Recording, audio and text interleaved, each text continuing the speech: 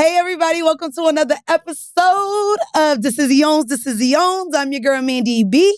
I'm Weezy. We have two guests today. Don't get mad that it's not a solo episode because you're going to be very excited if you're on the YouTube. You got titties on the left and eyes on the right. That's right. So I'm going to introduce titties first. Okay. Because titties always come first. Okay. We have Monica Simpson, who is the executive director of SisterSong, which is the Southern-based National Women of Color Reproductive Justice Collective. Yes. And y'all, we talking about... you got that out. Baby. You did. Because girl, I can read. No, because that was getting long. You don't be knowing I can read. I ain't gonna hold you. Reproductions, collective, sis. The words were long, but I did it. You did well. I did it. I was practicing. You know, it. our new book, I feel Mandii says it really well, but it's kind of wordy for me because I have braces now. Okay. A dual manifesto of sexual exploration. Bitch, I just be like, that way when you start laughing. I'll be like, Manifesto 6. That's what I think. That's crazy. Well, let me introduce Eyes to y'all because I feel like y'all done kind of been introduced to him in life before. Yes. But we have Kendrick Sampson, who is an actor, producer, and activist who leverages his platform and storytelling to shift culture for good. You feel me? Y'all may know him as Nathan from Insecure or as Ethan in Prime's popular romantic comedy, Something from Tiffany. Mm-hmm. Oh, yeah. I forgot about that. It was so cute. Was that 2 years ago? This was a while ago. Why did I forget? This was a while ago. Okay, yeah. He's like the first person to introduce bipolar disorder to the Black community. That's literally what his character did. Like Bro. You feel me? I was like, dang. At least you wasn't the one that had to introduce bisexuality because I feel like, let's just say he was in real life, he was straight. I feel so bad for like characters that have a super masculine, like a murder mook. And they got to be like, damn, now I need to live in this and be like, fucking explain myself. Shit. Well, shit, Sharona sat here and introduced polyamory. Like, but we know Sharona's got it in him. That's when I saw Kofi, that's crazy. Sharona's been on our show a lot. He's open for some horrible decision shows, so that's our bro. But when I saw Kofi at it, I said, oh, I thought this would have been Sharona. Talk about it. By the way, I want to let y'all know too, Kendrick also is the co-founder of Bold Power. And you do a lot of Build, my bad. It was BLD. It was she got a lot to read. The best version of it was the dude that used to go around. He had no hair. And people would always give him that and be like, that's so crazy. And he was like really proud of the shirt. And they thought it was bald power. Not bald power. Okay, now that's funny. That's funny. Listen, when I see BLK, I know it's Black. BLD could be so many words. Yeah, so Build, bald, bold. Yeah, boom, bap, boom, bap, bap. I would have said BLD. There you go. Because it makes you think of BDE. No, it don't make you think of BDE. Big or little. That's a connection. Wait, tell us how y'all two got together because I was saying earlier before cameras were up, I was like, I thought it was a movie out. But y'all are literally doing social justice reform. We live in a movie. We do. Period. That's what America is. A movie. United States of America. Yeah. We were actually just talking about this. We met, was 2017? Was it 2016? Okay, so yes, that one. Yes. But were you also at the Elizabeth Warren meeting? In New Orleans? Yeah. That's y'all are really that tight. No, it's been a minute. Like we've been in this for a minute, y'all. Because Elizabeth Warren was on a ballot. Shit. Right. But it was during the election season. Yeah, okay. But we were there and it was in New Orleans. That's exactly where it started. Okay, he remembers. That's where I was like, I need them to come. Yeah. That's exactly what happened. And then you created this really dope art activism exchange in New Orleans again. Yeah. And he invited me in, right? And so we just started making these connections around like, how do we build this bridge between art and activism, creativity, and social justice? And it's just been a powerful connection ever since. It's been amazing, like, looking up both of the platforms, too. Like, it looks like y'all have such a strong team. Like, that to see so many women on yours, to see yours mixed with so many like men and women, I was just like, oh, this is really dope. And I love that your team, whoever did it, because we was just making fun of how we normally don't respond to publicists who just hit us up. And I was like, oh my God, Women's History Month is coming up. And we haven't yet done or really touched on too much reproductive justice, especially since the reversal of Roe v. Wade. Listen. We've talked about our stories, but haven't really talked about the broader impact on what it really has on women moving forward. Yes, I'm sick of telling my abortion story to help the people. But we thank you for that, though, because so many people are so scared to tell their stories still. So storytelling is important, but I do understand, like, it's like we're continuing to have to tell these stories over and over and over again, and we just see continuous rollbacks of all the things and more bans put into place and more restrictions put into place. And so sometimes it does feel like, why am I still telling this story? But I just want to let you know and remind you, you are, because there's so many people who can't. I do want to, you saying that is incredible, because y'all are really boot and strap on the ground. I wasn't at no politicians, whatever. You know what I mean? We just I show up to a parade, not a parade, I'm sorry. A march. See, politically, a bike ride. I'm in the. I don't think people would really consider us activists for the movement by just sharing stories. But I love that you said the more these conversations are had, and unfortunately, I also feel like, again, the way your character Nathan was able to bring awareness to bipolar disorder and navigating that, I don't think in prime television and film we've seen anyone navigating abortion. We haven't seen really people navigating outside of Handmaid's Tales, which I know is kind of sci-fi. Sure. It still doesn't touch on the decision of abortion. Yeah. You know what I mean? I do. And I would agree with you to a certain extent, because, I mean, there could be like an argument that's like, oh, we've seen some abortions and some stories before. But I think that we haven't seen enough, in my opinion, in Black culture and the many different stories around abortion. I think that sometimes people feel like there's like one story. You didn't want to have a kid, so you had an abortion. Or you are too promiscuous, or you were not being responsible, and so now you have to have an abortion. Or you never see couples talk about the choice to have an abortion. Absolutely. Like married even. You know what I'm saying? Exactly. Like, people that already got kids. It's always, we were in a situation, that was mine. We were in a situationship. But that's a standard story, I believe, when it happens at a certain age. Sure. But for some reason, I've heard even the thing like, you're too old to have an abortion. Oh, I ain't gonna lie. I tell that to myself. That's why there's condoms in my kitchen, my bedroom, and everywhere. Because I'll be like, bitch, I will tell a man. Yeah.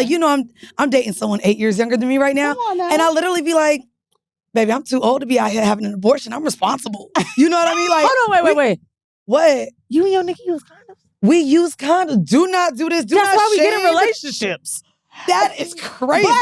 But condoms are necessary if you Kendrick. Wait a minute. Kendrick, are we having a new combo? Yes, I need Kendrick to speak to this. Come on, Kendrick. Once you say boyfriend, he is my boyfriend, and baby, the condoms are packed in the luggage for us being on vacation. I know that he wants children. I do not. And so the conversation is, well, baby, I don't want to kill the baby. You won't. Oh my God, Mandii.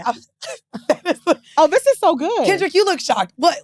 Please share your thoughts. Where do we go from? Do we start with condoms? I would love to know a man's perspective. Yes.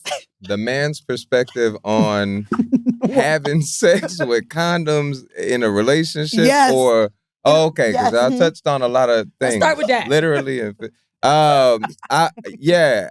So you're saying that it's not. That once you establish that you're in a relationship. Oh, it gotta be you. Now he's saying, no, he's talking to you. He want to make sure he understands. Your perspective. So you're saying you use. We just got. I like to call it fluid bonding. You saying wrap it up, okay? And you saying once you in a relationship, nah, pull it out. Okay. So here's the thing. I'm on birth control. I mean, but that ain't the only thing you got to worry about. There we go. No. In my relationship, like at some point, I think everybody's got to make a choice when they want condoms to be off, or the reality. We together every night. You know what I mean? Now, in a non-monogamous relationship, you got to have those conversations too, which I do. I think most I don't stay prayed up. I stay tested. Not on purpose, but most relationships are non-monogamous. So you only have sex with condoms, Kendrick? Wait a second, Kendrick too. Come on, stats. Yeah, 99% of the time, I'm wrapping the fuck up. But wait, you think that you don't know what somebody just you don't know. You don't know. In a committed relationship, I'm team in a committed relationship. Even in a committed relationship. Well, even in a committed relationship. I know your ass ain't using them all the time. Listen, I know a lot of people that refuse. I'm not saying that's just my preference. I just find it sometimes jarring when I have a married friends of mine. Oh, they're not watching 13 years. And they be using condoms sometimes. She be like, bitch, I be getting scared. And I'm like, okay, totally get it. She doesn't want to get on another form of birth control. Right. But I do get very surprised because no, in this relationship, I'm not worried about sexually transmitted diseases. We've made a choice to have sex together with condoms. And when we have sex with other people together, we get tested, we're sharing results, whatever, right? Yeah.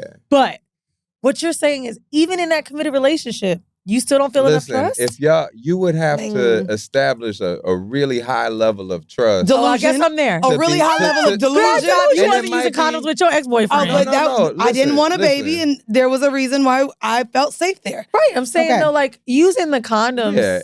Well, here's the thing. Like, when you do decide to not use a condom, it makes it that much more special and meaningful, right? Of course. And when you do, that means that sometimes you don't, right?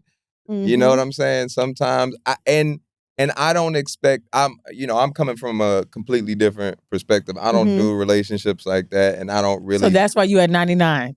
Yeah, 99.999. When does the 0.1 happen? Alcohol? No, 0.0001. When I make a conscious, healthy decision to do so. Go. Okay, and see, because if y'all not that's another thing is men and women have different hygiene regimens. Standard. I gotta be honest, don't like where this is going. Not using condoms isn't unhealthy in safe scenarios and trusting scenarios. That's what I'm saying. But what I was literally about to say is you don't know everybody's health standards. And don't. But in even a committed when you living relationship, we talking about a condom?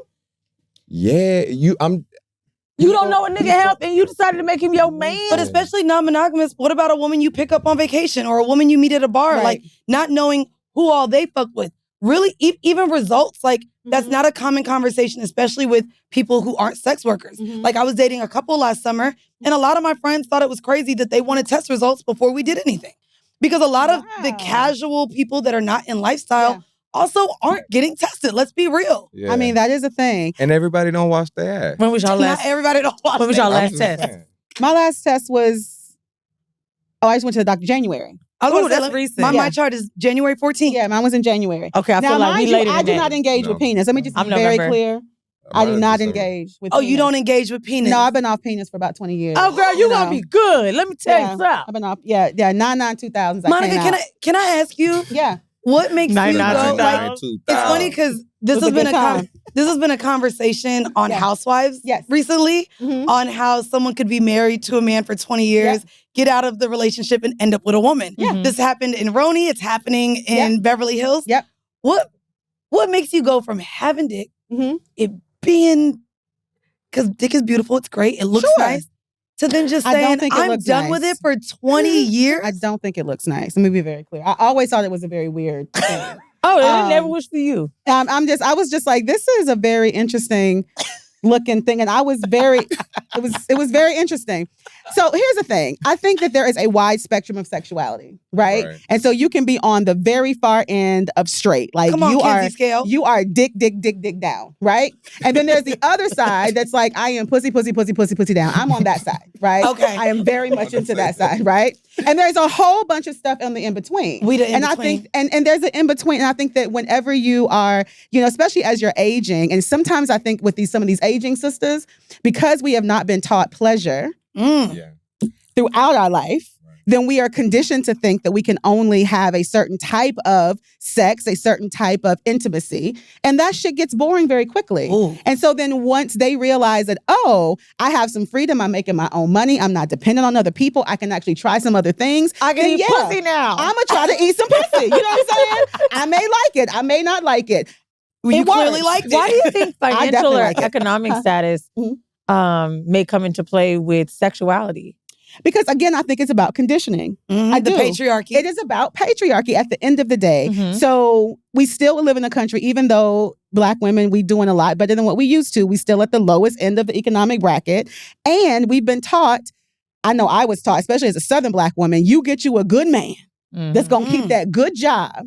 And you keep your good job so y'all can make it. But it was never given to me that you could actually make it by yourself. That you need to have this man that's going to have the good job, right? That's going to be able to hold you down. right? And then you hold him down. And so I think that is a mentality that a lot of people still hold on to, that we have to do this thing together. And I think that it's taken these past maybe a decade or so, maybe longer than that, right? Where people are starting to realize that I can actually make things happen on my own. I don't have to hold on to that very old school, very patriarchal, very, paternalistic way that we've been taught to actually be in relationship.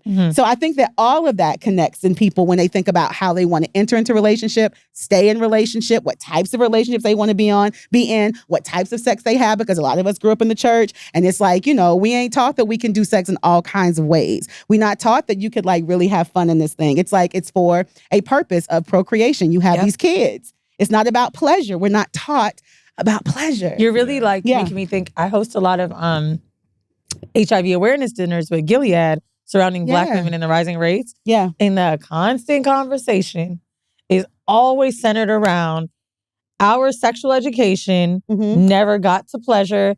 It really wasn't too deep. It was just condom. No, it was abstinence only. That's what I grew up with. Condom or abstinence. That's it. If you have sex, you either gonna get pregnant or die. Nothing to do with testing. Either way. Go ahead. No, I was going to say, so I grew up in rural North Carolina. We had abstinence-only sex education. Yep. Yeah. All right? Same in Florida.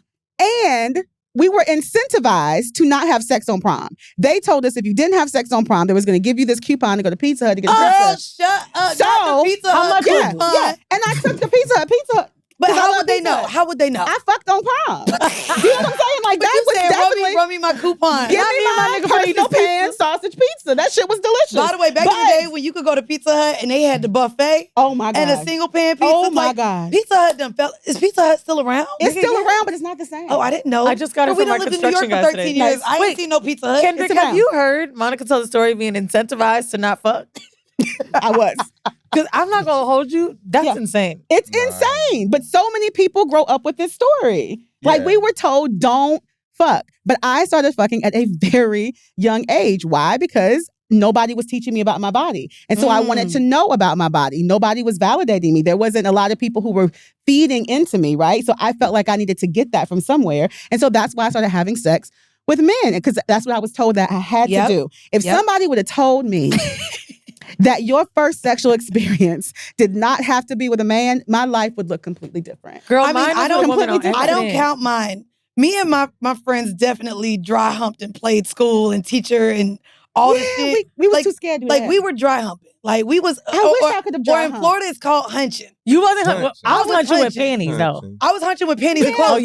We never like actually scissored, but I hunched a lot of I didn't hunch just one girl in 5th grade, but I did hunch a girl in 5th grade. But I'm just saying, I didn't see that as like intimacy and sex. I was like, this is my friend. We're best friends. This is what best friends do. I didn't see it as like sexual. It was like, I like this girl because we share everything. You know, every gay relationship I know that's successful, like since we've been writing a book, I was writing about my ex-girlfriend, and we make jokes about having a sexual experience with this dude and how we're like, oh, I love you, baby. And we look at each other like, bitch, fix my wig. Like, she used to have a lace front. And it's this bestie relationship. Gay man, too. You be like, is that his homeboy? Like, I literally don't know if it made it so. In the book, there's a whole chapter on, it starts off with me finding how to self-pleasure myself. Yes. And it talks about the hunching. It talks about the masturbating. It talks about me getting off by reading, like, the message boards that used to be like, like it put you in the world that you fucked B2K and Chris Brown. Yeah. You know what I mean? You remember them little fan fiction stories? I remember them. I had porn. Don't. You had porn? I used to get off by reading. I'm 34 years old. I had porn. Yeah, we had porn. It might have went but I had it. Just looked like they never cleaned their bodies well in those porn. Yeah, back in the day. And your video didn't finish. Slow. That's on my part of my fucking introduction. You be waiting for 3 hours and then somebody call and try to fax something over. I watched so much porn. I'd be pissed. That in the introduction of the book, I said I went to a computer class in school. And the sound came on to like teach kids, you know, like the keyboard shit. And I started thinking about pussy. Oh, like literally my brain was like, oh, we're about to watch porn. That's how much that sound. At one point, I remember Van Lathan told me this crazy shit. I wish we talked about it with him when we interviewed him. But he was like, bruh, when I was writing my book, I would open up my computer and be like, oh yeah, I'm about to look at porn. Yeah. Like, we associate certain things with sex so much. And I kind of love that, like, in my childhood, it was not so much in my face. I got to explore pornography on my own. Whereas right now you go on Twitter. Everywhere. It's just everything is right here. Twitter, TikTok is hella sexual. I'm starting to see breastfeeding shit on my Instagram as a way to show titties. Is that sexual? I was like, that's not sexual. Oh, you don't see? Oh, you ain't seen the one I'm talking about. Bitch. There's like sexualized breastfeeding. They got girls with bikinis on, big titties that pull the titty out, feed their kid, and look at the camera flirty. Y'all ain't seen this? No. Some people really might get off on that. I haven't seen this one. This one has not why floated is this into suggested to me? Ain't nobody. Why is that in your algorithm, girl? Why everybody shaking their head like, I'm not. Okay, wait, hold on. I am titties and eyes. Listen to me. Yes. I do have titties on my For You page a lot. Okay. And so for some reason the breastfeeding started coming up, and I'm like, is this real? And it's like, that is crazy. It's the nipple out. That is crazy. I know we broke the ice so crazy, fantastic. But I want to get into our hypothetical because we will be talking about reproductive justice and all the things. And this is just to like get your wheels turning. Okay, I'm ready. On what you would do in these scenarios. Okay. So we're gonna start off like a little crazy, and then we're gonna get a little serious. Okay, let's do it. So the first one is, and I want answers from everyone. Okay. If men could have babies, what do you think would be the most outrageous baby shower theme that they'd want to throw? Kendrick, go. What's your baby shower? They would probably the most ridiculous is football with the baby. That's what you took football from me. I was like, they would be like hot, like they would be down there like, you don't catch the baby. Do the leg. Oh, y'all remember when Issa did that on Insecure though with that damn baby? That shit was amazing. What did it say? Fuck yo. Yeah, fuck them kids. Fuck them kids. Oh my God. Wait, is that? Holy shit, that's from Insecure. She did that on Insecure. She did. She threw the baby. Oh my God. That is hilarious. Okay, football. Okay, now I gotta find another one because he took football. Okay. He took football. What do you think would be the most outrageous theme if men could plan baby showers? Oh man.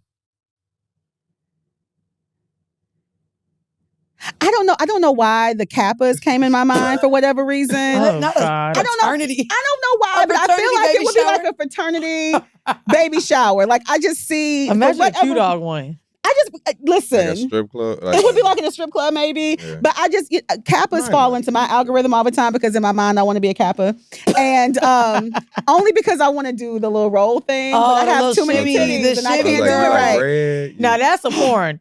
Right? You said I got too much titty for it. I do. Pay for that. I do have too much. I can't shimmy like them. It's all on the shoulders. It's all on the shoulders. I know, but I'm going to get it together. But anyway, I think a fraternity theme one would actually be the case. Because I could see like the Kappas doing like an all red and white situation, you know, with little canes and shit. Like I could see it. I could see hookah. Not a hookah. You can't do hookah. It's like a last hoorah like type thing for the baby shower. Like, I don't know. Baby shower before or after the child is born? No, the baby shower. While you're pregnant. It's if a man is pregnant. It's you pregnant at the time. No, I'm saying, so it's before the child. Yes. Look, men don't even know when the baby showers take place. He like, is it before or after the baby comes out? Kendrick said, I ain't been in no baby shower. Bro, you remember that New York baby shower I went to? My man is Nigerian. So now his cousin, all his family is like fire, right? They're great. Herbalife. But the friends, they was with the ski mask. Them niggas had the chains on, just holding diapers, coming up the stairs. And I was like, oh my God. Ski masks and diapers to a baby shower? It was wintertime, so you know what they wearing. That's not a given. Nah, bruh. It's a New York nigga Harlem baby shower. Mind you, 3 of them niggas knew me in there. And they was just like, oh, you Weezy? And I'm just like, oh my God. I'm so embarrassed, bitch. They sitting there playing Pop Smoke. They doing their shit in this fucking baby shower. But they took the ski masks off, right? Once they got inside. They just pull them down like it rests on the neck. They just keep them on. Yo, they had their fucking glasses on. And then you see just like, you know, the family, like their parents looking all nice with the traditional African wear. And I'm like, this is so New York, bro. But like men... so anyway, she didn't have as many friends as he did. Okay. And I got to see a man baby shower for the first time. It's kind of the same. They dap you out. They be like, bro, this is it, nigga. You did it. They all downstairs smoking. It's the same shit. Okay. Yeah, okay. All right. The babies ain't going to be there. You know what? Any type of party. The baby shower started at 9. It's a bachelor party. I keep going back to the dude is pregnant though. The dude is pregnant. So he can't have hookah and weed. Baby, he about to pop. There are some people... there are some people who believe in marijuana during pregnancy. So, there's that. But anyway, that's all the conversation. So, a more thoughtful one. By the way, I just think they're going to have a Call of Duty theme one because I just swear motherfuckers they like it. Bop, Like they're gonna be drinking baby milk from like fake guns and stuff. Like they're gonna have missions. They're gonna have missions set up. I can see it. I like a little water gun. Now I want that bachelorette party, bitch. Hennessy. Oh my God. This next one is more thoughtful, right? Okay. So let's see. In a world where men have babies, now this is where they carry, this is where they do the delivery, all the things. Okay. How do you think the dynamics of parenting would change between moms and dads? And what dynamics do you think would change sexually? Oh. Because, and I thought about this. So for me, I think, ironically, the conversation we just had earlier about the condoms, I think men would be far more forthcoming, ready to wrap it up if they were the ones experiencing pregnancy as one of the symptoms. I do think a lot of men don't be scared of the STDs enough. But if they knew what fear pregnancy has in so many people, I think they would be more thoughtful in unprotected sex. Also, in the dynamics of parenting. That's a damn shame. STDs wouldn't change. No, I don't think STDs affects many people's thoughts on sex just yet. The other dynamic that I think would change between the parenting styles is, again, they would be more thoughtful because then they would end up the single daddies. And it would change a lot of the landscapes of the single parent household. Okay. I can dig it. I think that this might be the way for us to like take out patriarchy because I think if men had to actually carry a child for 9 months and give birth to a child, that it's going to change them mentally. I think that's what's going to shift. Okay. Because what I don't think that men realize, and a lot of people don't really realize across the board, is that whoever is carrying this child and then bringing this child into the world, they now have this biological, chemical connection to this child. And so therefore you are all, in my opinion, I'm not a doctor, but in my opinion, I feel like you are always going to be more emotionally connected in a particular kind of way, right? So that means there's more emotional labor that you're putting into this. And I don't think that men take that into consideration sometimes. That it's not just like, oh, I'm carrying all the things and I'm changing the baby, feeding the baby and everything. My emotions are connected to this kid in a way that I don't think they would ever understand. And so now if they have to hold that emotional type of weight, I think it's going to shift them mentally. And I think that they may be like, maybe this patriarchy shit is not great. You saying that, it reminds me of like when I see, like I love like documentaries and reading like the crazy things that happen in America. So anytime I see like a mother who's a bad mom, because those exist, where they just don't show up for their child, or even like the Casey Anthony shit, that was big when I was growing up in Florida. And I'm just like, something ain't right, because the scientific connection that you do have with a child, for them to abandon them or not want them around always makes me question like, baby, what the hell is wrong with you that this hasn't formed a stronger connection? Yeah, and I think that's what we don't think about enough when because we can tie all this shit into like the deeper conversations around like those people who choosing to have abortions and choosing not to parent. Girl, that's what I was just Do you know what I'm saying? Like everyone doesn't have the capacity. Oh, I can't be a mama. Everyone does not have the capacity. Diapers or a vacation? Hell no. We going on vacation? I want to hop on a flight tomorrow. Listen, and I don't think that we talk about that enough. I think that there's been a couple people, like I've seen people come through my social media feed that's like, fuck this parenting thing. I don't want to do it. I don't want the responsibility. I don't want to do all of that. And I don't think that we should demonize those folks. I think that they're crazy for saying that. I think that we should be commending people who are like, I realize now because A, I don't want to. B, because I know that I am managing other mental health things. C, because I don't have the emotional bandwidth. D, I don't have the finance. Whatever those things are that they have put deep thought into. Because I don't think that that's the part that we take into account with people's abortion stories, is that they have put thought. They put thought into it. Into whether or not they are going to end a pregnancy. And baby, unfortunately, sometimes that thinking has to happen fairly quickly, especially now with these laws. Let's talk about something testier. I want you to answer this question. Oh. We always hear, or Sex and the City is my favorite comp for everything in life. Okay. Miranda wanted an abortion. Yep. Steve was like, do I get a say? Oh, this is a great Kendrick, question. what are your thoughts on that? Abortions could come back and be legal everywhere, if men and women both had to make the choice together, how do you think things would end up? Do you think men should have a say in whether or not an abortion is happening? So the first thing is not if it can come back. We can get abortion legalized. When it comes back. When it comes back. Yeah, when Come it on, comes let's back. work. We got this work to do. when we have stronger protections in place, right, than we had, right? Because it was already fragile if it could be taken away like that, right? I do. And no, I mean, if I'm not carrying it, now, do I have an opinion? You say, do you have a say? I'm guessing you mean, should I have any authority over that? Well, I'm saying, like, this is all hypothetical world, right? This is our hypothetical segment. So I'm thinking, what if they said, hey, much like a birth what if both certificate, men and women had to sign? You both had to sign that this is okay. How do you think men and women would, how do you think that would shift? Do you think we would see less abortions if men had their say? To me, well, I think having a signature, if it has to require a man's signature, it's still oppression. I'm like, what's a better? What's a better? It is. It takes away the woman's autonomy of her own body. Yeah. That's the word. Thank you. Yeah, because where's autonomy? Yeah. If it's even worse than. I mean, yes, 100%. But even worse than that, it's saying if I disagree, that you have to carry a child for 9 months. That's right. Because I was going to say, I feel like the opposite. I feel like women that want to carry and men are necessarily like happy with it, I would think we would see an uptick in abortion. I really don't feel that a lot of the scenarios we're seeing where women choose to have a kid alone are necessarily their own, like, you know what I mean? It's not their fault.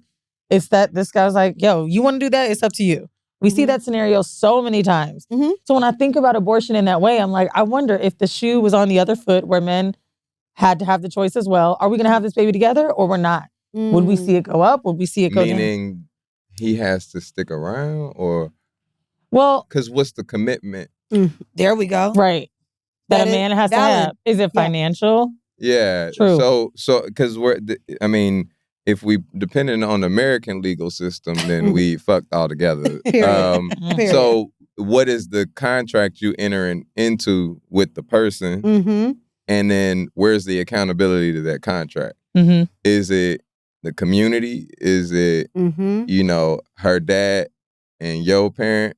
Are they around? You know what I'm saying? Who's helping? Is it the mom? Is it? Absolutely. What is the accountability to that? So, I mean, that's why I'm saying the difference between a say, I can have an opinion. I want you to have it. I don't want you to have it. I'm not ready to be a dad. I'm ready to be a dad. Because I was on the opposite end of that. So in our book, my abortion story leans into the fact that, so I got pregnant and I knew my body was off. I literally called him, and this is how young I am. I said, how many times you nutted?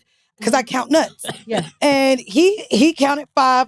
I ain't count more than 3. And the same session? Oh, we was going. So I was young. I was 16. And I ain't never been that young. 5? That's blessed. I mean, everybody, hey, if you could do that, great. Congratulations. But God bless Mandy's new boyfriend. Oh, my ex, we went 8 times in a night. I love rounds. And I love it. So clearly started out the gate. Been a petition on my pussy. My bad, I ain't mean to interrupt. Listen, been a round lover since the start. So anyways, I called him knowing like my body felt weird. Like I felt it in my soul. And I share the story how I call him, I let him know that this happens. And I'm like, I don't want to be a mother. So I need some money for this abortion. And at the time, my mom couldn't afford it. So needed him. My daddy said, figure it out. Like so I went to him and I remember him being irate. Mind you, we just had sex a couple weeks ago. He already had a daughter or already had a son. He was convinced I had the other sex of the baby.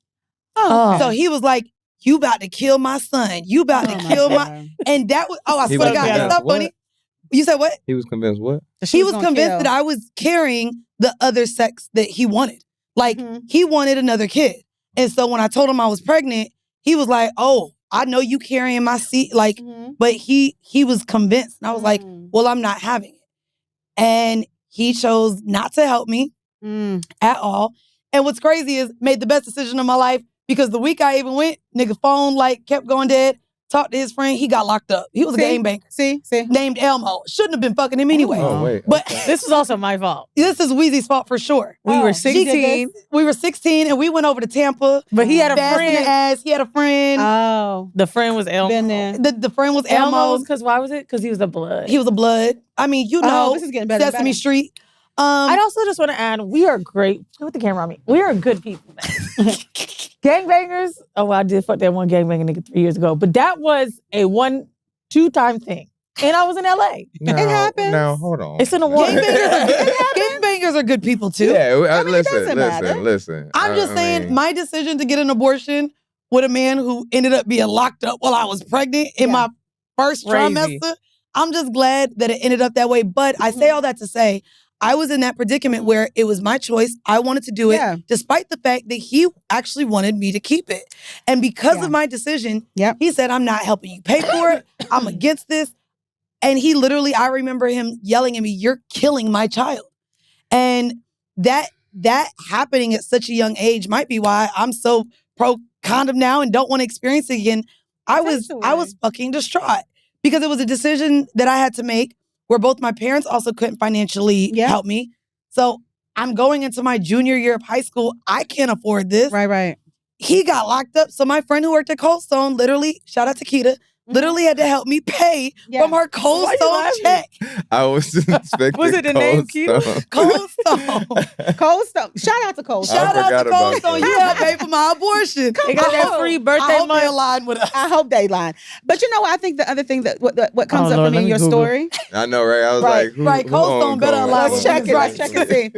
But what comes up for me in your story is this. It's about this, you know, because we hear this a lot in the stories and the work that we do around reproductive justice a lot. And it's like we've been trying to, which is why, you know, this work with Kendrick has been so dope, is that we're trying to bridge this gap between like men coming into this conversation and where do their stories really fit, Where do right? they fit? Yep. But I think that what I've heard continuously is that these men saying, well, I wanted them to have this baby. And so I interrogate that a little bit, right? It's like, well, did you have the conversation with this person that you're choosing to have sex with, telling them what your reproductive desires were, that you actually want to have a kid? Because most of the times, a lot of these dudes are choosing women who are beautiful. Because I know you was fine. Because you still fine, right? So you find, they see these women, they give them the look that they want, and they want to create these babies with these women that look a particular kind of way that can continue their seed and make them look really dope and all these other kinds of things. And that's actually very manipulative. It is. To go into sexual connection with somebody like that. If you know that you want a kid and you know the person that you was with don't,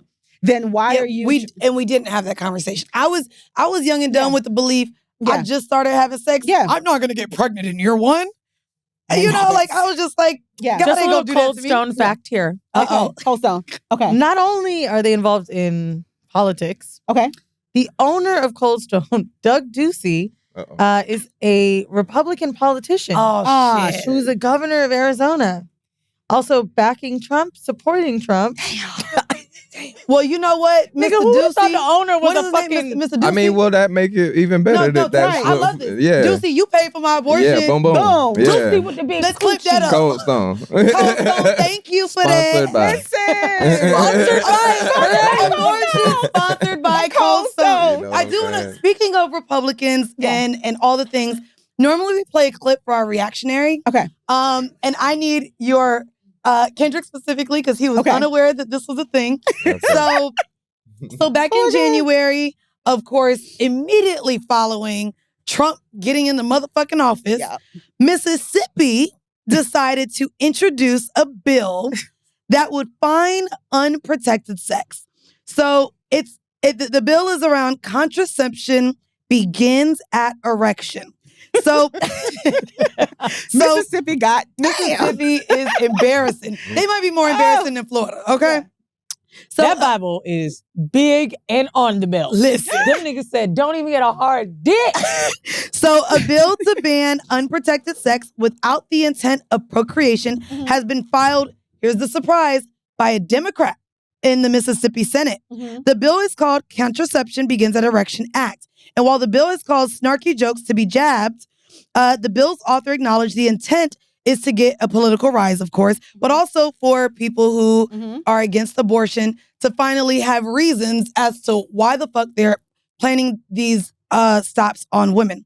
So I went into this and it says that basically they would introduce bounty hunters and give incentives to women who are having sex with a man who maybe hasn't talked about their needs and desires to procreate. And a woman could go and pretty much submit him to be arrested because his intent was to have sex with her without the purpose of procreation. Now, when he was reading into this, we were like, okay, so can a man jack off then? Like, is a man able to ejaculate also without the desire to have sex? I don't know if it went as hard as the jack off part, but that's what the language was. But the language was around, you can't ejaculate unless you want to have a baby. Yeah. Which then he's like... Semen retention is so hotep, which is not very Mississippi. But it's hotep. It's so hotep. About the birth of a nation. That's what it's about. Bruh, oh my God, she's right. Have you ever retained your semen? Absolutely. What was the reason? What was you retaining semen for? Edging feels good. Oh, okay. Look, that's sexual. We all said, "Oh, it's pleasurable." It's pleasure. Okay. And sometimes it's exhausting. You come and you like, I don't want to do nothing after that. Bro, that's where I want to tell you some tea so bad. I dated an actor in LA that I never had sex with. For a few months we dated. He's great too. You know. And we didn't have sex. No, nobody didn't. You're going to be like, really? He didn't want to have sex because he was doing semen retention because he had a role coming up. I was like, nigga, you're not a fighter in the movie. Like, this is a love story. What the fuck? No. Dog, I was so fucking Maybe mad. he wanted to really look passionate on the I scene. ain't gonna lie to you. Anything, you'll have men about to take a test, like in school. And for real, it encompasses your whole focus. It does. I told you back in the day.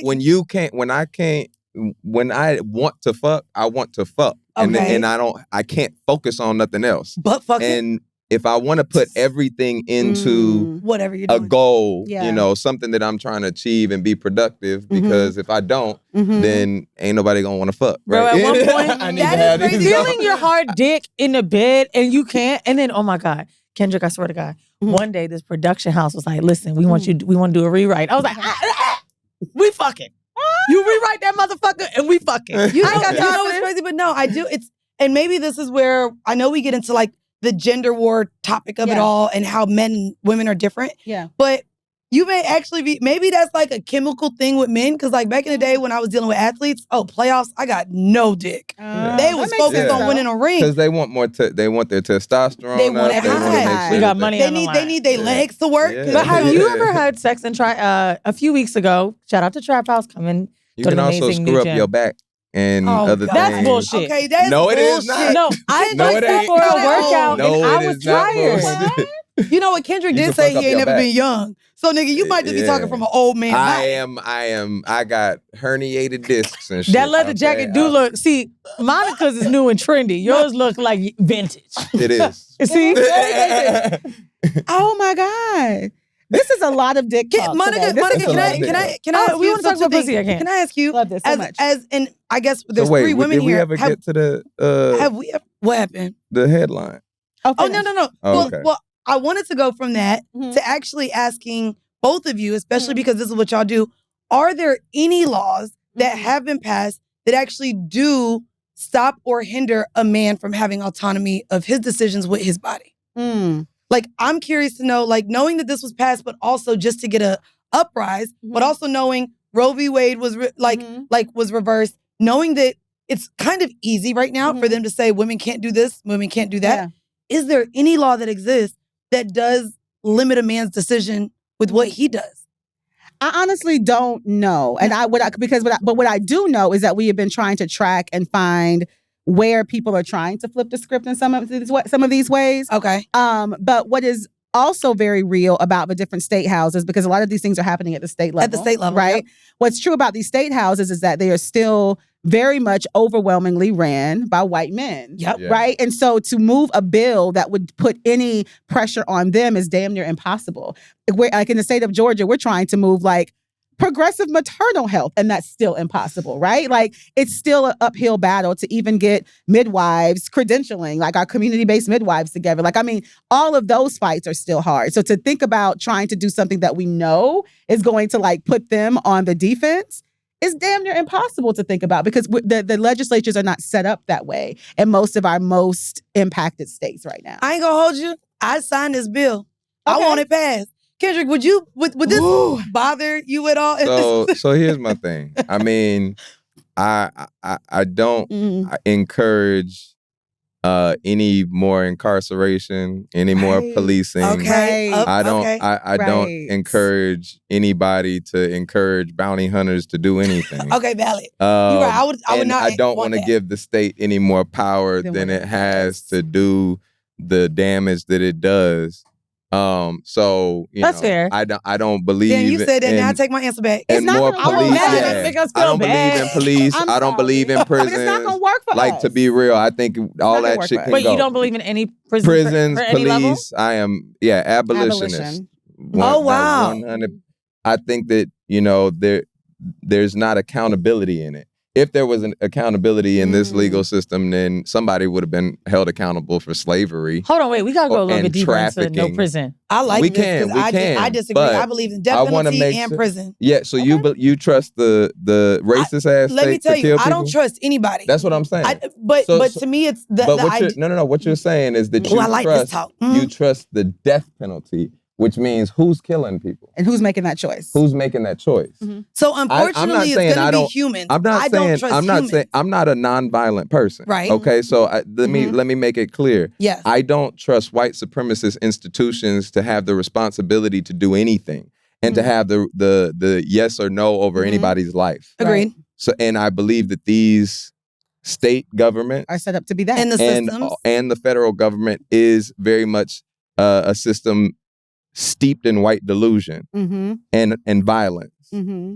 and created by white supremacists, white people who were. I don't like saying supremacists because that power. It makes them feel supreme, or like that we think that they're supreme when we don't. We know that they don't. They're not. Right. And we know that it's delusion. It was Sonia Renee Taylor called white delusion. White delusionism. Yeah. White delusionism. And so, when I'm thinking about that bill, it seems more like satire. It seemed like an Onion article where they trying to say, like, what if we criminalize men the same way that we add, a violent or harmful consequence to women for a choice that they should have, right? You know how I actually view this? Not as much as satire, but the purpose I'm saying, of kind of what y'all do, to get an uprising and have these conversations if you flip the script, because so many people can look into like the Bible for reasons and all these other reasons and just how women have been perceived throughout history, right? Yeah. But to actually say this is a bill I want passed, what it does is it creates the conversation like these. Yeah, no. A man can actually that's why I think it's satire. Think about it. Satire is good. Yes. I think it's good to. I'm not saying that.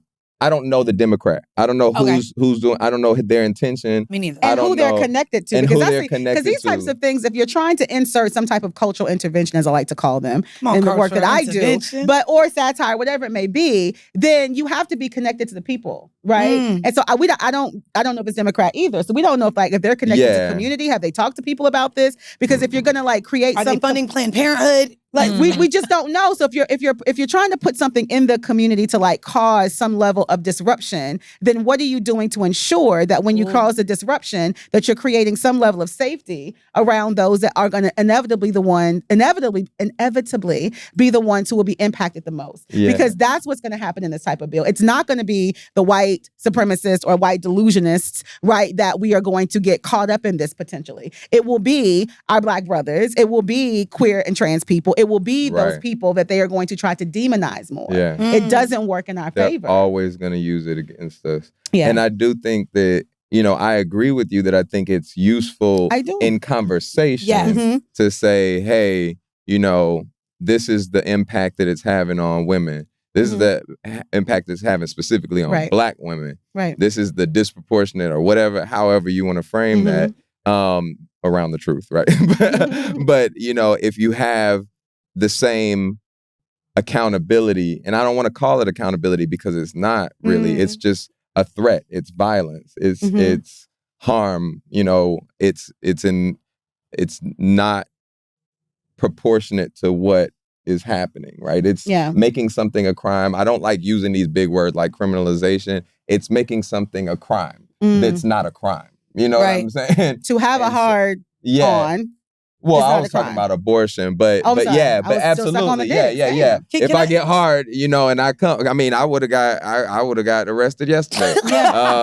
You know, if you were in Mississippi, if I was in Mississippi, they would have got you at the poke in them pants. Yeah. So, you know, can I ask you a question with what you're doing with having these conversations with the organizations, with making headway? How important is it for men to also be in these conversations, for them to join these groups, for them to be marching? Like, I know as women, unfortunately, I do feel like our voices are still stunted in so many areas. Ignored, from us being vocalists for sexual liberation, we're immediately shut down because men are like, well, nobody cares about you hoes. As soon as hoes have a goddamn opinion, we don't give a fuck.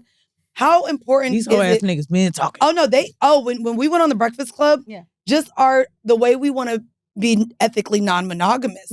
The voices from men were so loud in their views on us having. Can I be honest? You thought it was a lot of women too? Yeah. I think women, we could talk about inequitably being paid in the workplace. We can talk about people not wanting us to live or be sexual beings. But if men were doing what we were doing on the Breakfast Club that day, talking about being healthy, being in an ethical, non-monogamous relationship, enjoying sharing sexual stories with their partner. Look at how they're demonizing Neo right now. Oh, yeah. They're not demonizing Kofi, though. Yes, they are. No, I don't see that. And I'm going to tell you why. I want to fuck Kofi, that's why. No, Kofi was able to talk about his life in an eloquent way when Neo's sitting there kissing 3 bitches, posting it for content. It's different when you're, for example, the throuple I was in, worshipped us, talked about us like we were goddesses, was excited to share what we were doing in our lives and having a different type of respect for us. Something I even talk about in the book. I feel like we dropping the book too much. I don't. You better drop this I don't. book. So we go out to eat, right? We got something to sell. No holds barred. A dual manifesto on sexual exploration. There you go. Get it now. Make sure you support your independent Black-owned bookstores by purchasing now. I feel like I'm doing a press release. And so we were out to eat, and this dude was like, "Yeah, I see you. You got 2 bitches with you." And he was like, "What, nigga?" Starts blacking and was like, "Yo, I really don't like that I'm showing affection at the same time, and niggas just looking at me like I paid for some bitches. I'm with 2 hoes. Like, this is not my reality." Yeah. And I don't think you have a lot of those men. I don't know if Neo's that guy. I don't think Neo is presenting himself as that guy. I think a lot of the ways that his relationships seem, it doesn't even seem like all women are together all the time. Like, I get it's you're dating a rich nigga, but to me, I'm not seeing the same cadence as Kofi had and people that have the language about ethical non-monogamy as what Neo's doing. Not that I give a shit. Hope it is. I guess this is my question. Then back to like men being a part of the speaker and a part of these voices. Yeah. Kendrick, when you're around your homeboys, when you're in spaces where whether you're playing cards, whether y'all drinking, whether you're just hanging out, are there ever any conversations about abortions? Are there conversations about ethical non-monogamy? Like, are these actual conversations happening with men that you know? And I ask if they're men that you know because it's visible that you are out here and that you fighting for the rights. I want to know how hard it is to bring just the people that you know into what you're fighting for. So shout out to Kofi. What's up, man? I know I love you, brother. We do too. I don't know. I ain't know nothing about the conversation. But no, we like Kofi. I don't know what he. Kofi, I'm just saying I don't know what his the decisions. Yeah, so I don't know what. But as far as me, so I have. And we have an organization called Build Power. Build, not bald, not bold. Not bald, not bold. Not bold. But building, we building shit up. And one of our programs, our anchor partner here, SisterSong, is called Black Pleasure. And it's centered around Adrienne Marie Brown's access, pleasure activism and those types of conversations where we understand, like you were talking about earlier, that pleasure is tied to, in this country especially, race, economy, right? Economic status. Yeah. And it makes it seem like the ultra wealthy, like, the Musks and all these other abusive and evil fools, billionaires, multi-billionaires are the ones that can afford and deserve access to pleasure, as if they work so much harder than people in factories and shit, right? Right. And that a vacation or traveling or whatever it is, that pleasurable life is unaffordable. Right. And it's something that needed to be bought. And it has a monetary value to it. And so if you don't have big money, then you don't have big pleasure. And that's just not how it should be. No. Pleasure is part of health. And if like we're sitting here talking about abortion being the baseline of our rights and sexual liberation, we're stuck on harm and how people are criminalizing folks. We can't ever get to pleasure, which is the place that we should be healthiest, right? Yeah. And living a pleasurable life, that's what we deserve. And Black people specifically, even you think about Black pleasure, you think about taboo, you think about Blackness, you think about, how negative. How our bodies were sexualized. How healthy. But how healthy is Blackness? How deep is Blackness? You know what I'm saying? Yeah. How the dark is good. You know what I'm saying? I love the nighttime too. You know? Dark. And so we talk a lot about that. And even in my family, I've got people in my family transitioning. Questioning their genders. There's different racial makeups, and they're trying to understand who they are and what they believe about it. And I also have like really harmful people in my family. People who are homophobic, homophobic, the progression, super Republican. I have all types of points of view. And usually I'm the one that they come to talk about the difficult conversations. Yeah. And my homies. I love that. Yeah, and my homies. And I've been like that for a while. Yeah. Do you find it easy to have these conversations with men specifically, or they don't want to have it? For me, men will come to me to have the conversation. So we need more men that we are need more safe Kendricks, space, right? Like we have to create a safe spaces for them. That's the only way it's gonna work. I'm talking to a lot of people right now, men who are considering their partner, is thinking about opening up their relationship. They're thinking about opening up a relationship. They don't want to open up the relationship. They do want, whatever all those it is. Conversations are, and it's been like a recurring thing because people's consciousness are really starting to focus, especially right now because everything is inflation. Everything is so chaotic that we're starting to think about, I keep telling this story. I was on the stage with you. And we said when Dominique and all of them was backstage, and I said, build power is about building. We talk about building power around things that are most important, and everybody was like, and I was like, what? Why is that so profound? I'm like sitting there thinking, like, why is that? I thought I said some real shit before this. Because this what's the most first important? time. Sex. And so we want to have it. I was like, we want pleasure. building power. I mean, and we think we have 2 other programs around state violence and labor and mental health as well. But we're talking about what's most important, right? And I was wondering, I said it again because I got that reaction. I was like, we build power around things that are most important. And everybody's like, I think because it's male-led. No, it's because all of the systems that we have are built around things that are not important. They're all built around harmful shit. They're all built around it's so much easier to get unhealthy shit than it is to get healthy shit. Point. Yeah. You know what I'm saying? How do y'all feel? Our systems and economy should be built around, it should be built around shit that we like. I need to take a piss. I need to eat. I need shelter. I need, those are the things that we should be building an economy around. So I think and sex.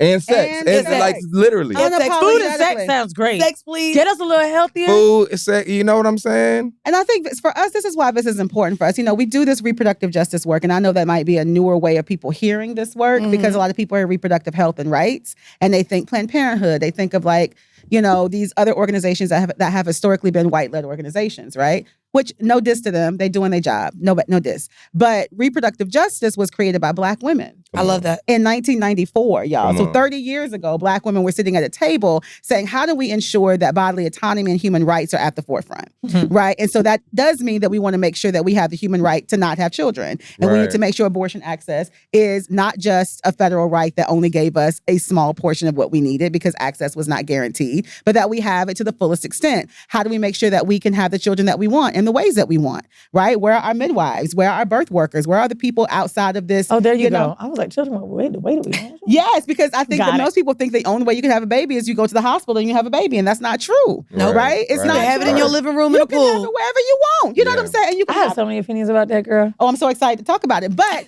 and it's also less healthy in the hospital usually. I mean, we are dying in the hospital. Yeah, 100%. We are dying. I'm from Texas. 4 to 5 I actually want more doulas, just more requirements. My experience, what I've been hearing about doulas, is that people that are deciding to be at home and have complications, that doula is not as experienced. And we have a lot of people that are popping up from that spiritual realm of, I'm going to do this, bathtub work, crystals, whatever. I really want more kids to be born at home. I think we just need a little more of a requirement there.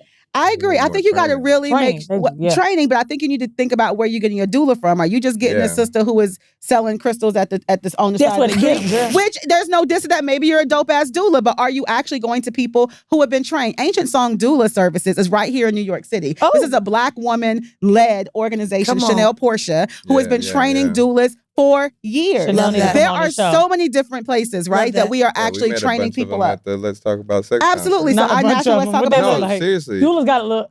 No. Not all doulas. But I will tell you this, though. We have our national Let's Talk About Sex conference, which is the largest sexual and reproductive justice conference in the country. Hello, when is that? It is next year. Come on. So y'all will be in the building. And we gotta go. Last year, Kendrick was there. We had some really dope folks. Lil' Kim came through. It was dope. We had a good time. But our doulas and our midwives were in the room. Georgia has the longest standing grand midwives in the country. These are midwives who've been catching babies for over 40 plus years. We exist in our communities. So I do think that you need to be very clear about who you are getting to take care of you in one of the most precious, sacred moments of your life. Yeah, y'all better get Erykah Badu and stop playing. I was just going to say, I feel like Erykah could talk to me because she really But I think... Well, she was trained by Shafia Monroe, who is over the International Center for Traditional Childbirth. Come right? on. So she going to catch that baby. So she going to do what she got to do. I think who is a grand midwife? So I think that there's so when we were talking about like mental health, state violence, and sex and build power, I thought of those as the areas, if you think about sex, politics, and religion, that we're taught not to talk about, right? And they're also the areas where we think of, where we really reveal our values, right? The most. That's where you're intimate and you don't, when your vote is your personal, belief, so you don't talk about politics. Sex is between whoever you're in the room with, and it's supposed to be an intimate space, so we don't talk about that. And that's also where you show how you really treat people when they're in their most vulnerable state, right? And then religion, same thing, right? Like when you think about mental health and you're thinking about religion, spirituality, that's where you get your values, right? And that's playing out on a national level with this foolish Christian nationalism bullshit, right? White Christian nationalism is trying to take us out every single day. And we don't want that to happen. But I think if we have more systems and support and community centered around those things, around sex, then you would have more support for the system, the doulas that already, there are strong, networks of doulas that already exist. And I don't necessarily think it's much more about training as support community-wide for that, for the thought of that, for people's minds to be open. No, we don't need support in the community. We need you to go to a little more school. Let me tell y'all, this work that I do, I'm in rooms with like civil rights leaders. I'm in rooms with folks who are, working to abolish all the things. Right. I'm in all these different rooms. And in a lot of these rooms that I'm in, it is still difficult for people to have the conversations like this, right? And so we want to talk about voting rights, which we have to. Right. We want to talk about the economics of a thing because we have to. Right. But what we are not talking about is how bodily autonomy is something that runs through all of these issues. Absolutely. And we want to run away from it. And so I get sometimes in those rooms and it's like, here comes the lesbian ass girl talking about dicks and pussies again. And she talking about abortion. Like, I'm that person in the room, which sometimes ostracizes me, from my community. But I'm committed to making sure that if we are all fighting for Black liberation, which I think that that's what our civil rights leaders want, I think that's what all of our folks working across these different movements want. If we are trying to abolish these systems of patriarchy and the white delusion and all the things, right? Then we cannot do that without centering bodily autonomy, sexual health, pleasure, 100%. Sexual freedom, all of that. Because what we will do is we'll create a world where we can vote right. And we can have the money that we desire, but we will still be locked up in all of this trauma around our bodies and all the things that we were taught or not taught or told or not told. And we would then recreate the same thing that we just tried to break ourselves away from. So if we don't center that, we have to center that. So if you were talking about voting, if you're talking about civil rights, if you're talking about, human rights and all those different things, and climate, any of that, you have to bring it back to the center of bodily autonomy, being able to make our own decisions about our bodies, our families, and our future. And that's a mic drop right there. That's it. That's mic it. Drop. Monica Kendrick. Yes. Thank y'all for goddamn joining us. Thank you for having us. I know that you done took us to school. We done debated a little bit, all the things. Yes. Can you let, before we get out, our listeners know where they can find you and how they can be a part of the movement? For sure. So please look out for us. We are at SisterSong.net, also SisterSong_WOC. We have powerful programming around all things reproductive justice, in particular our Trust Black Women campaign that is out here building a national movement of Black women and those who love us, who are ready to fight against any attack on our reproductive and sexual freedom. So we have lots of things coming down the pipe. Our national conferences are coming back next year. So follow us, SisterSong_WOC, SisterSong.net. You can also be a member. We have members across every state of this country and beyond. And we are building the largest movement of folks that look like us. Period. Willing to be on the front lines for these issues. I just want to say, Kendrick, Monica tapped the titty. Did you see that? I did. She used them titties. So, hey. Okay, now Eyes, you want to let them know what to join you, support you, follow you? Yeah. Kendrick 38 is me. But make sure y'all follow Build Power, BLDPWR. Where we gonna be doing a lot of things. Build Power. We gonna be doing a lot especially in Houston. My birthday coming up. You know what I'm saying? I'll be there. Nigga, this ain't about your birthday. This about. Sorry. My birthday is on International Women's Day, so it is about. There we go. Yeah, so you do get Pisces. I am too. And we're gonna have one of our biggest fundraisers of the year on that day. So I love it. And y'all, for Women's History Month, what you should also do is get our goddamn book. That's right. No Holds Barred, a dual manifesto on sexual liberation and power, written by yours truly. Again, make sure you support Black-owned, brown-owned, independent, and or women-owned local bookstores to do so. If not, you could also go to Barnes & Nobles and all the other things. Just make sure you support us. Also, if you want bonus content, check us out on Patreon. That's patreon.com/horrible_decisions. And y'all, we hope that you are leaving this conversation empowered and educated, baby. Look it up like I do all the endings of movies when I watch them. Anyways, y'all, this has been another episode of Decisions. Bye, everybody. We out. Peace, y'all. Bye. If you are a patron member, that's right, go on over to patreon.com/horribledecisions. That's where you can get all of the X-rated, raunchy discussions about sex. Welcome to another episode of Horrible Decisions. I don't know how we are all here because we are taping this from Las Vegas. In the morning of the AVN. After the AVN Awards. In my voice that we've had a night. Jesus, I had 2.5 hours of sleep. And we are here with Boss Lady. Hey. And first off, you are not that calm. We are not going to do that. You are not about to be that shy. We got to give a little bit of interest. So we're at the AVN Awards for the 3rd year. Who won Best Podcast last night? I didn't go. I don't fucking know. They don't even say it, but Mandii and I come every year because we're always nominated for that award. But unfortunately, because Lena and Adam fuck on camera, we're never going to win that. Well, also, I feel like this is probably going to be our last year nominated because now Horrible Decisions, we got the rebrand Decisions. So yeah. It's definitely not going to be our last year. We keep meeting boss ladies that are doing wild shit. Yeah, no. The brand lives forever. I'm excited because got to see you at the expo. Right. Let's talk about all the shit. Let's talk about AVN weekend real quick. Right. It was a time. I got to be able to sign with Erotic Sky magazine. Yes. Where it's women owned and ran by women, photography, editing, digital print. I was like, wow, it was such a blessing. That's where I got to be. I was like, oh my gosh, I got to tap her. Can we take a picture? I will say too, like, I love that you look just like your Instagram. Because as soon as I saw you, I said, bitch, I'm about to see you on Sunday. Right. Like, look just like we say, okay, literally, she ain't literally, catfishing. the energy was there.